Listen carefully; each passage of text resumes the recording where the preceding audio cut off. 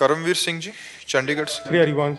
महाराज जी, आपके चरणों में कोटि कोटि दंडवत प्रणाम। महाराज जी, कर्म की परिभाषा क्या है? क्या नाम जप संकीर्तन करना भी कर्म के अंतर्गत आता है, या केवल संसार में जीवन यापन करवाने वाले कार्य ही कर्म माने जाएंगे? नहीं, कर्म दो प्रकार के, एक होते हैं पाप कर्म, इन्हें अशुभ कर्म कहते हैं। एक होते पुण्य कर्म जो सुख प्रदान करने वाले होते हैं, इन्हें भगवद अर्थ कर्म कहते हैं। जैसे नाम कीर्तन है, अगर आप इसे क्रिया कहेंगे तो भगवत स्वरूप है। ये त्रिगुणातीत क्रिया है, ये त्रिगुण के अंतर्गत है। भगवान की कथा कहना, भगवान का नाम कीर्तन करना, भगवान की सेवा करना, ये त्रिगुणातीत कर्म है। ये मुक्त करने वाला है। दो कर्म बांधने वाले हैं, एक निषिद्ध कर्म पाप कर्म और एक शुभ कर्म पुण्य कर्म, ये दोनों बांधने वाले हैं। लेकिन ये जो त्रिगुणातीत कर्म है, भगवान का नाम जप करना, ये भी एक क्रिया है, पर ये त्रिगुणातीत क्रिया, त्रिगुण माया सतोगुण रजोगुण तमोगुण से परे है। ये मुक्त करने वाली, वो बांधने वाली है। तो अगर हम इनको कर्म कहते हैं तो ये भगवद अर्थ कर्म है, ये भगवत स्वरूप है। ये कोई सांसारिक कर्म नहीं है, बांधने वाले नहीं। समझ पाया जी महाराज, जैसे कहते हैं कि मान लो संसार में कहते हैं कर्म उसी को मानते हैं जो जीवन यापन के लिए करा जाता है। नहीं, ऐसा नहीं। अब संसार के जीव तो अलग है ना, संसार का तो विचार अलग है ना।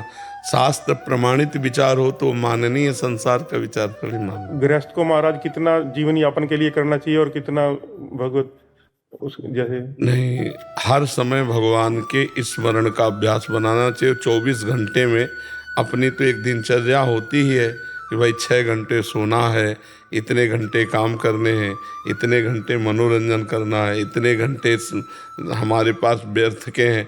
तो हम कहते हैं 24 घंटे में जो व्यर्थ का समय आपका जाता है वो भजन में दे दो। आप ईमानदारी से सोचो, देखो 24 घंटे का विभाग किया जाए तो 6 घंटे नींद में समझ लो, बहुत 7 घंटे समझ लो। 7 घंटे बहुत होता है सोना, वैसे तो 5 घंटे में ही अच्छे से निपट जाता है, पर हम कह रहे हैं गृहस्थी में चलो 7 घंटे से ही। तो 7 घंटे सोने में चले गए।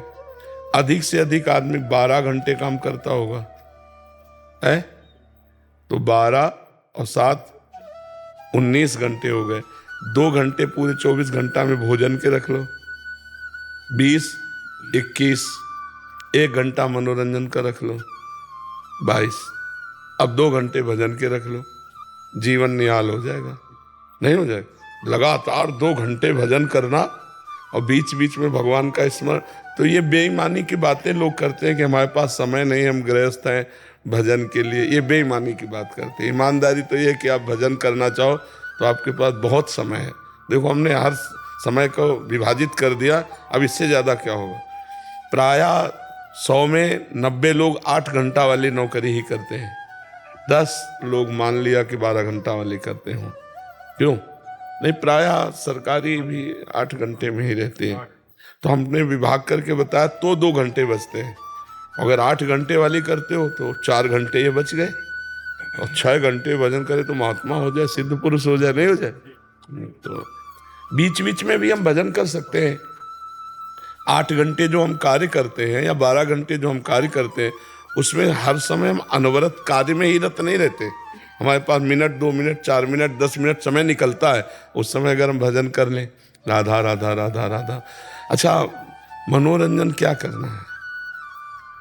मनोरंजन क्या करना? मान लो हंसी मजाक के जो चित्र देखे या इधर उधर की बात, उससे ज़्यादा शांति मिलेगी जब भगवान का भजन करोगे। ये शांति सुख के लिए तो मनोरंजन करते हैं, तो भगवान परम शांति प्रदान करने वाले, परम सुख प्रदान कर। अगर हम समय को काटें भजन के लिए तो बहुत समय हमारे पास है। जब हम प्रमाद में कह देते हैं यार हमारे पास समय, हम गृहस्थ आदमी, हमारे पास कहाँ समय का भजन का।